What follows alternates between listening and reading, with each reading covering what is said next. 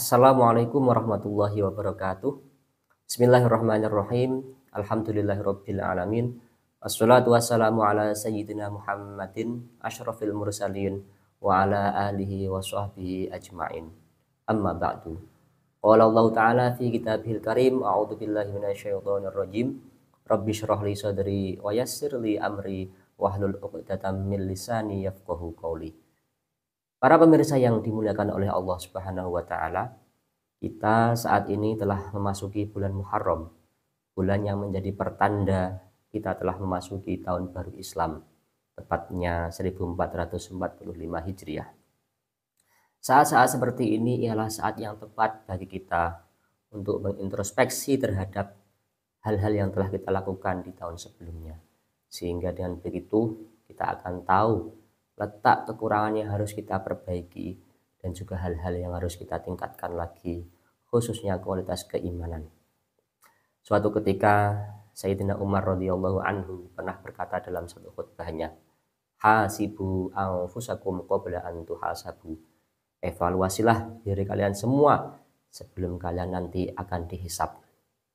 Kita semua nanti akan mati. Kita semua nanti akan menghadapi hari perhitungan amal. Sehingga sebelum kita dihisab nanti, mari kita evaluasi diri kita terlebih dahulu. Para pemirsa yang dimuliakan oleh Allah Subhanahu wa taala, bulan Muharram merupakan satu di antara 4 bulan yang dimuliakan oleh Allah Subhanahu wa taala. Hal itu telah dijelaskan dalam firman-Nya, Bismillahirrahmanirrahim. Inna iddatash syuhuri 'indallahi 12 syahran fi kitabillahi yauma khalaqas samawati wal arda minha arba'atun hurum. Dzalikat dinul qayyim fala tadlimu fihinna anfusakum wa qatilul musyrikina kaffatan kama yuqatilunakum kaffah wa'lamu annallaha ma'al muttaqin. Sesungguhnya jumlah bulan menurut Allah ialah 12 bulan. Sebagaimana dalam ketetapan Allah pada waktu Dia menciptakan langit dan bumi. Di antaranya ada 4 bulan haram.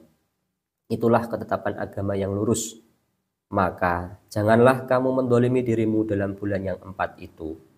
Dan perangilah kaum musyrikin semuanya, sebagaimana mereka pun memerangi kamu semuanya.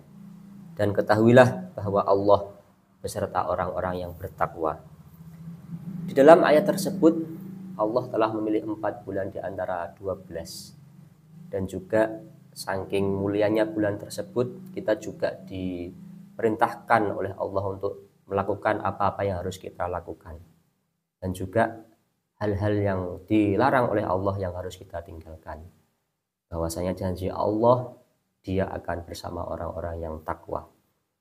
Lalu tentang kemuliaan bulan Muharram ini, Ibnu Katsir menjelaskan dalam keterangannya yang terdapat dalam tafsir Ibnu Katsir, "Tsumma ikhtassa min dzalika arba'ata asyhurin faja'alahunna haraman wa 'azuma hurmatuhunna wa ja'ala dzamba fihinna a'dhama wal 'amala sholiha wal ajru a'dhama."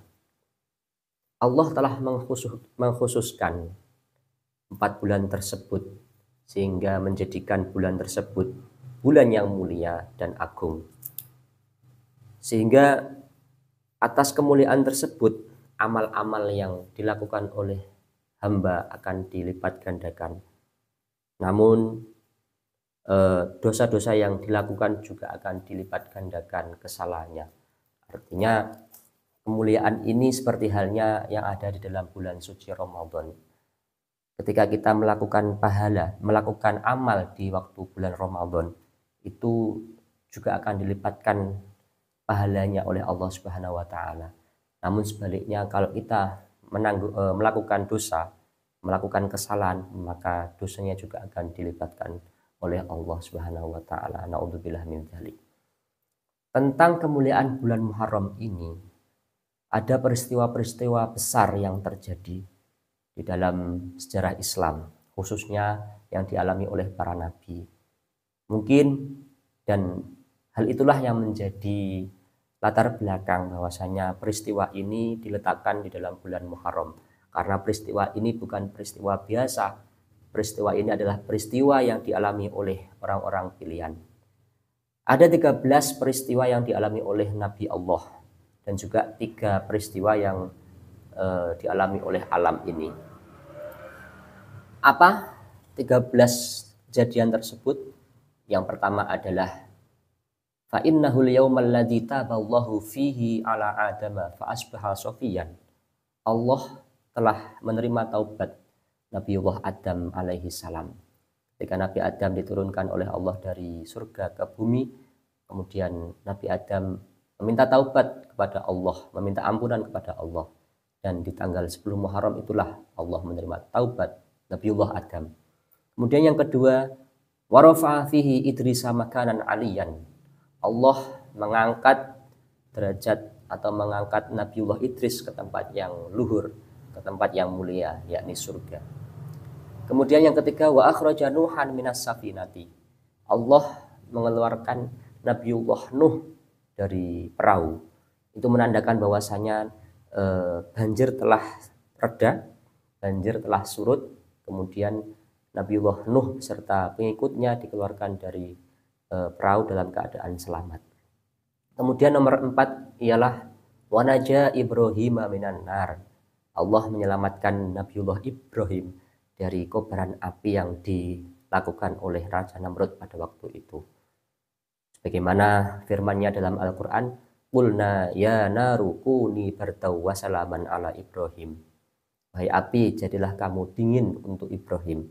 Sehingga dengan begitu api tidak jadi membakar Nabiullah Ibrahim dan selamatlah Nabi Ibrahim.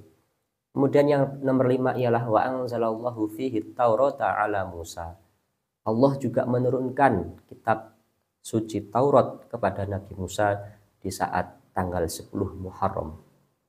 Kemudian yang ke-7, wa akhraja fihi Yusufa minas sijni.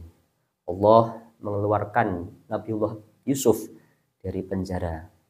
Bagaimana kita tahu bahwasanya Nabiullah Yusuf dipenjara oleh kerajaan gara-gara diduga dan mendapatkan suatu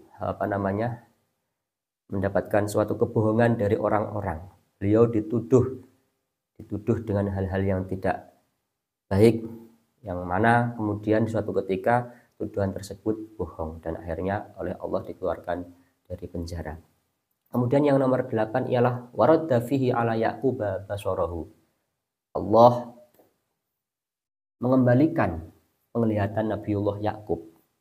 Sebagaimana kita tahu bahwasanya Nabi Yakub pernah menderita, pernah mengalami kebutaan penglihatan gara-gara menangisi putranya, yaitu Nabiullah Yusuf, yang diceritakan oleh saudara-saudaranya bahwasanya Nabiullah Yusuf dimakan oleh serigala dan terbunuh.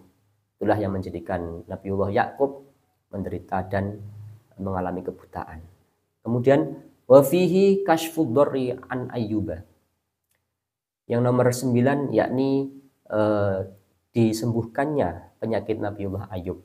Allah telah menyembuhkan penyakit yang mengerikan tersebut di waktu tanggal 10 bulan Muharram. Kemudian yang nomor 10, wa fihi akhraja Yunusa mim batnil huti. Allah mengeluarkan Nabiullah Yunus dari perut ikan paus. Sebagaimana kita tahu bahwasanya Nabiullah Yunus pernah dimakan oleh paus yang bernama Nun. Kemudian Allah memberikan pertolongan bahwasanya Nabiullah Yunus tidak wafat walaupun dimakan, dan akhirnya dikeluarkan di tanggal 10 Muharram. Kemudian yang nomor 11 yakni wa fihi falaqal bahru li bani Israil. Tanggal 10 Muharram juga laut terbelah sehingga memudahkan jalan Nabiullah Musa dan pengikutnya untuk menyeberang, sehingga selamatlah beliau dan para pengikutnya.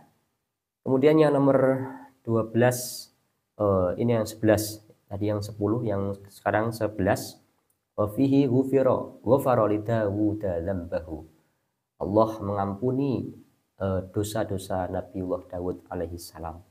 Yang nomor 12 yakni wa fihi a'tal mulka li Sulaimana.